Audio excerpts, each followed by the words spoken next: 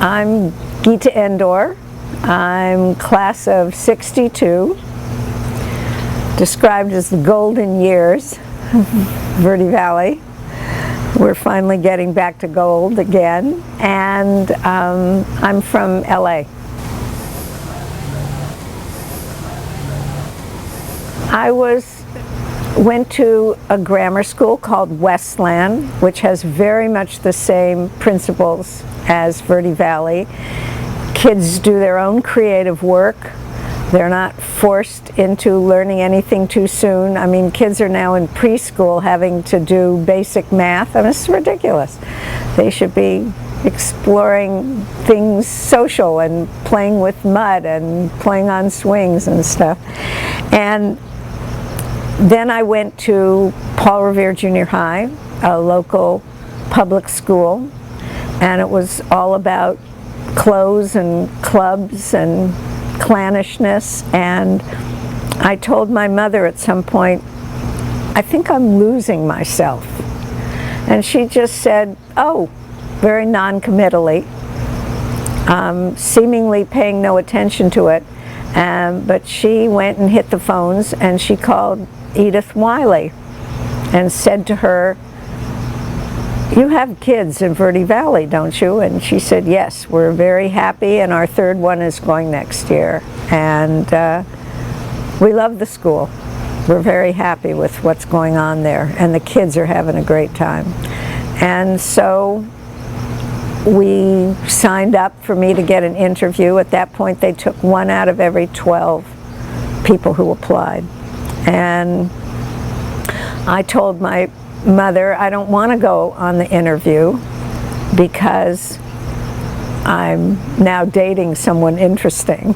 So, you know, at 12 or whatever it was, I thought I was going to be with the same guy until death.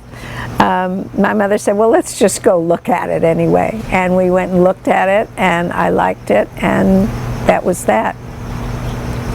And you know, at that point, I think everybody on the left in Los Angeles knew each other.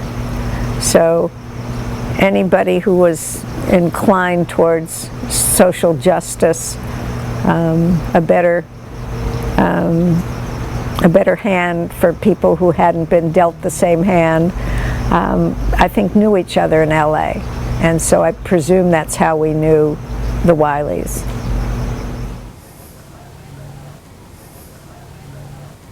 Well, I'm not sure I made a very good impression on my classmates, because on the train I had run into a young woman, and she had done my hair for me. So it was all up in this fancy French chignon.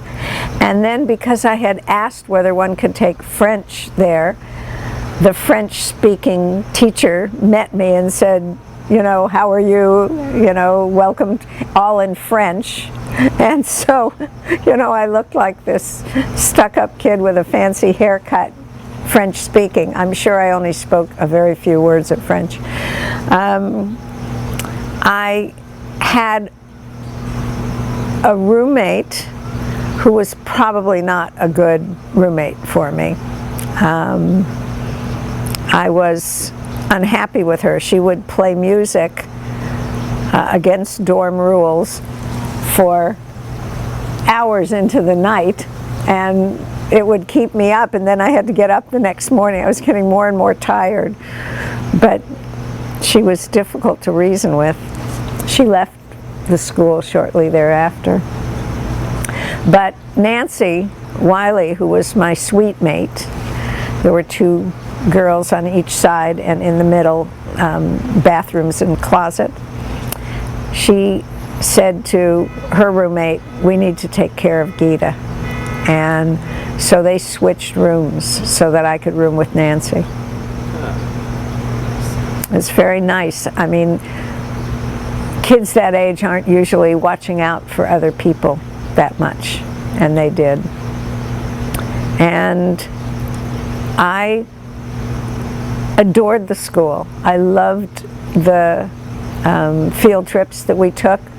We went to Mexico for 3 weeks. You can't do that anymore. We went to the Indian Reservation for 10 days and Grand Canyon for 3 or 4 days, and they were terrific. It was just a magical place to be. The way the place looked was wonderful. People who knew how to do something at the school were always willing to share it with you. I had close relationships with people who worked at the school, with the people who ran the kitchen, who were the parents of one of my classmates, with the handyman, with the nurse's husband who was the plumber, and these were people who were special to me. It was that kind of place. At my junior high, I didn't know anyone who worked serving food or doing the grounds or doing maintenance. So it was that kind of place.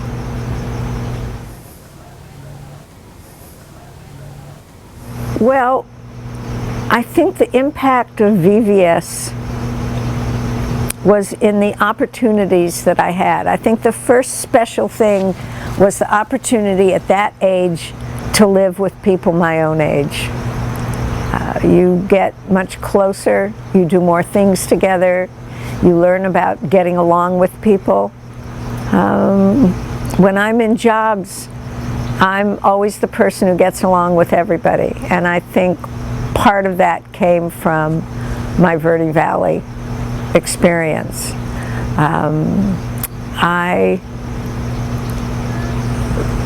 Being on the Indian reservation was very important to me. Working in a hospital, I got to, as a teenager, I got to be in an operation, more than one of them, I think 3 of them, right in the operating room. I got to see a baby being born. I got to be in a school teaching kids, little kids on the reservation. I remember going to a different school for an event, and I was always on the Navajo reservation. I was interested in the Navajo more than the Hopi or the Zuni, so I always asked to go back to the Navajo reservation. And I watched something I wish I had a picture of, square dance done by Indian kids wearing cowboy outfits. It would have been a great picture to have. And these were opportunities that people my age back in LA didn't have. My two closest friends in Los Angeles wanted to come to Verde Valley. One of them came up on a Thanksgiving, drove up with my parents to surprise me, and they very much wanted to come to Verde Valley, and their folks said, "We're not ready to let you go." And the one that I saw last year, she came to visit here, she's still annoyed about it. And this is over half a century later.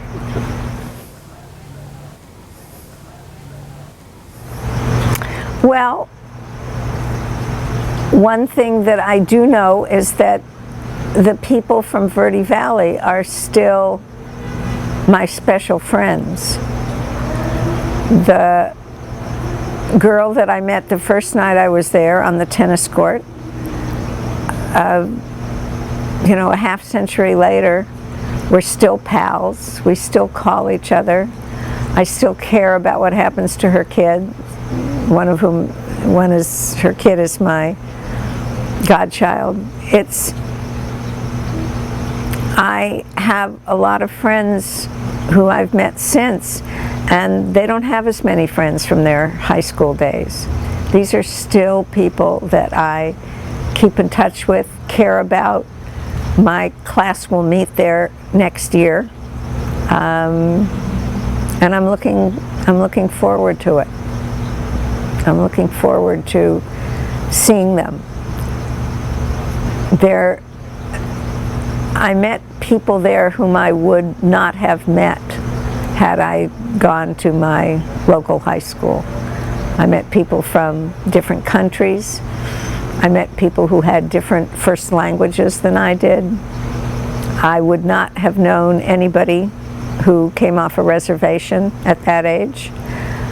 I got a chance to experience there a bit more of the world. And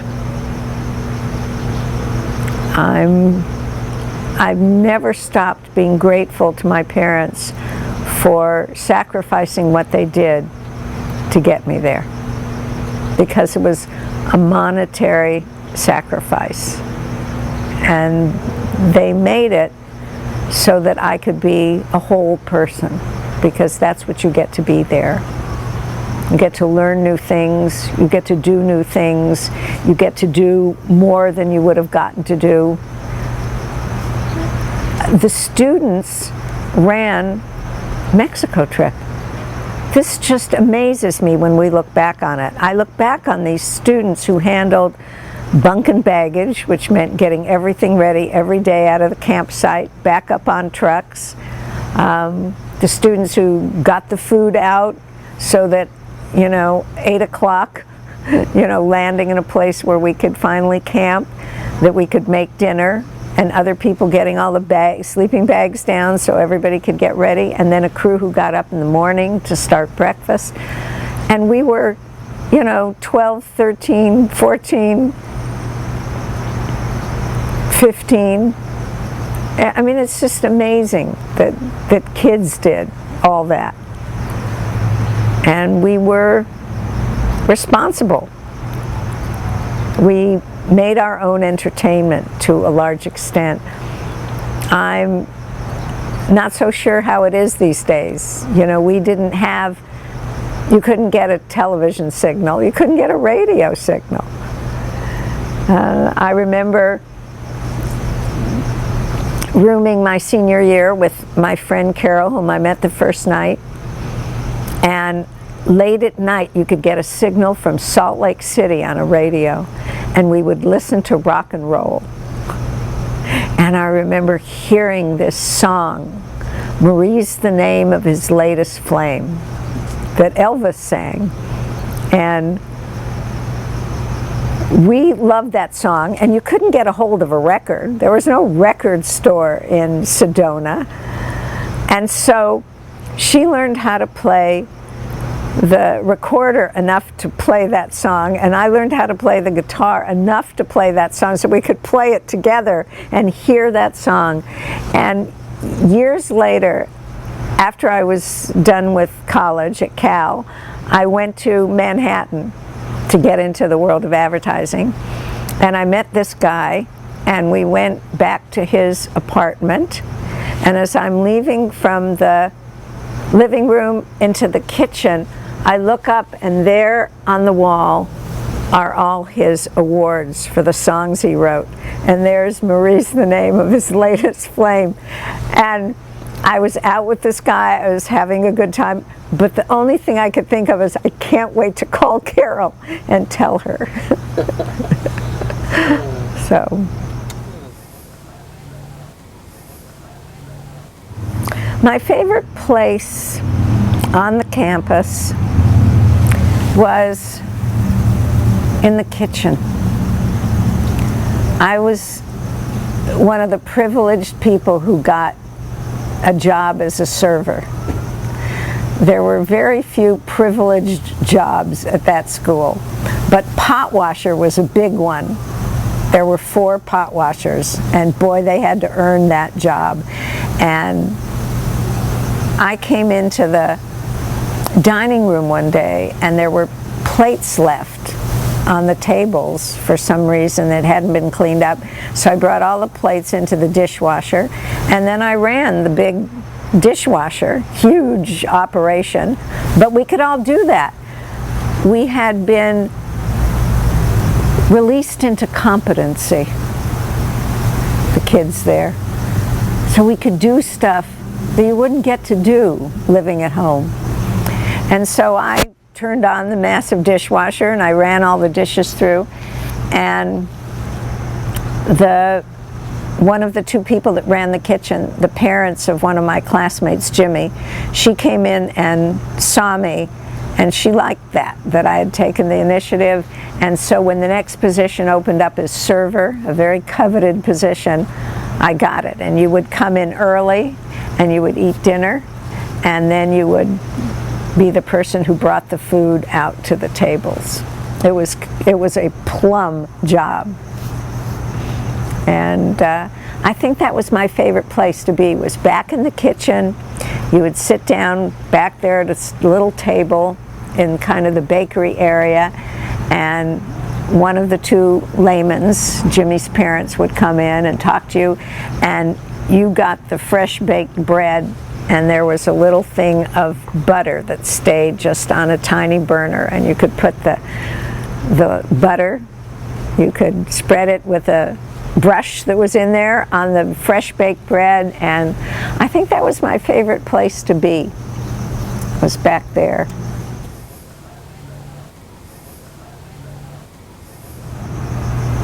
I would tell her, you're going to have the ride of your life. This is going to be precious to you for as long as you continue in the world, until you're a shambling dimwit. And I think I would also tell her to write more deeply about the experiences you felt. We would always write term papers about what we did, but I was always writing one that I thought would pass muster, instead of writing the one with the experiences that affected me the most. The little boy in the hospital in Shiprock,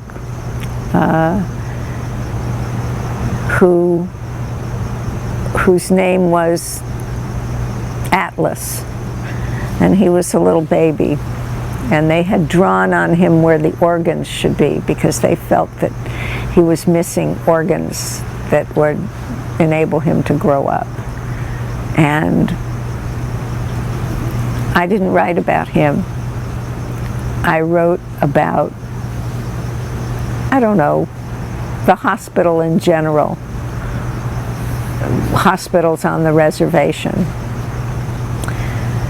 And I didn't write about the little girl in the school that I went to another year that fastened onto me and I onto her, which is my first experience of really caring a lot about a small child and having one care about me that wasn't someone in my family.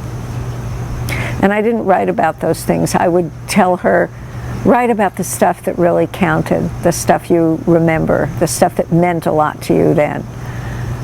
Write about the families in Mexico. Don't write about vidrio soplado. Don't write about blown glass. Write about the people that I met, the families that I stayed with, the impressions that I got working with other students. Write about that.